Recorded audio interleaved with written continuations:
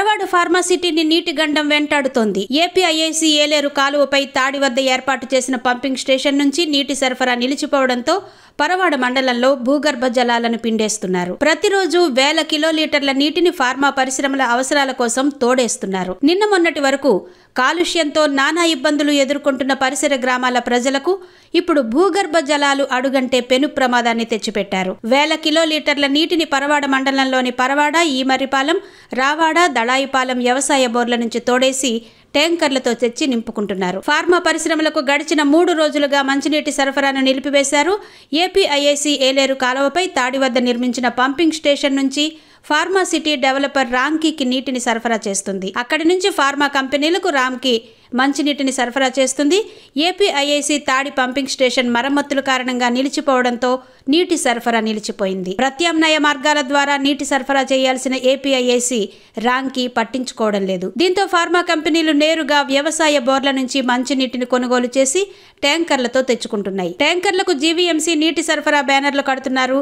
నిజానికి భూగర్భ జలాలను తోడేసి క్రయ విక్రయాలు చేయడం వాల్టా చట్టం ప్రకారం నేరం. పర్యావరణానికే కాకుండా భూగర్భ జలాలను సైతం విధ్వంసం చేస్తున్న ఫార్మా కంపెనీలపై చర్యలు తీసుకోవాలని ప్రజా సంఘాలు డిమాండ్ చేస్తున్నాయి. ఈ విషయాన్ని ఇప్పటికే రెవెన్యూ, విద్యుత్, గ్రామీణ నీటి సరఫరా విభాగం అధికారులకు ఫిర్యాదులు చేసినప్పటికీ పట్టించుకోకపోవడంతో జిల్లా కలెక్టర్కు ఫిర్యాదు చేయాలని నిర్ణయించారు. అప్పటికీ చర్యలు తీసుకోకపోతే జిల్లా లీగల్ సర్వీస్ అథారిటీ చైర్మన్ జిల్లా జడ్జిని ఆశ్రయించి భూగర్భ జలాలను కాపాడేందుకు కనీస చర్యలు తీసుకునేలా జిల్లా అధికారులకు ఆదేశాలు ఇవ్వాల్సిందిగా కోరనున్నారు. ఏపీఐఐసీ ఫార్మాసిటీని పూర్తిగా నిర్లక్ష్యం చేసింది. మంచినీటి సరఫరాను పట్టించుకోకుండా మూలకు నెట్టింది. ఫార్మాసిటీ కోసం కోట్లాది రూపాయలు ఖర్చు చేసి నిర్మించిన జలాశయాన్ని నిరుపయోగంగా విడిచిపెట్టారు. ఏళ్ల తరబడి పంపింగ్ స్టేషన్ పైనే ఆధారపడి నెట్టుకొస్తున్నారు. ప్రతి 6-3 నెలలకు నీటి వెతలు ఫార్మా కంపెనీలకు తప్పడం లేదు. నీటి సరఫరా నిలిచిపోతే ఫార్మా పరిశ్రమల మనుగడే కష్టంగా మారుతుంది. కోట్ల రూపాయలు నష్టం వాటిల్లుతుంది. అయినా ఏపీఐఐసీ పట్టించుకున్న పాపాన పోలేదు. పరవాడ ఫార్మాసిటీలో 92 యూనిట్ల ఉత్పత్తిని చేస్తున్నాయి.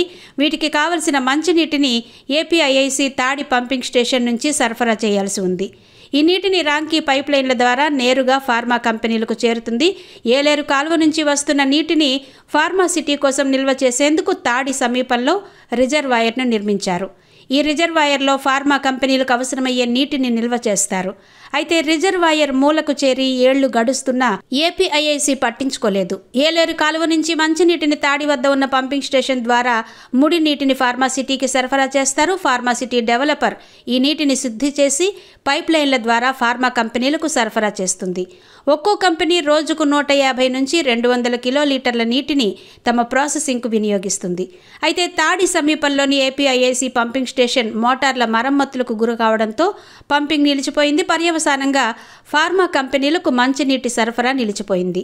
ఫార్మా కంపెనీలు తమ ఉత్పత్తులను నిలిపివేయకుండా పరవాడ, పరిసర మండలాల వ్యవసాయ బోర్ల నుంచి నీటిని సేకరించి ట్యాంకర్ల ద్వారా తెచ్చుకుంటున్నాయి.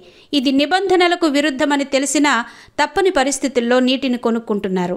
ఏపీఐఐసీ అధికారుల అలక్ష్యం పుణ్యమాని ఇప్పుడు ఫార్మాసిటీకి కొత్తగా నీటి గండం వచ్చి పడింది.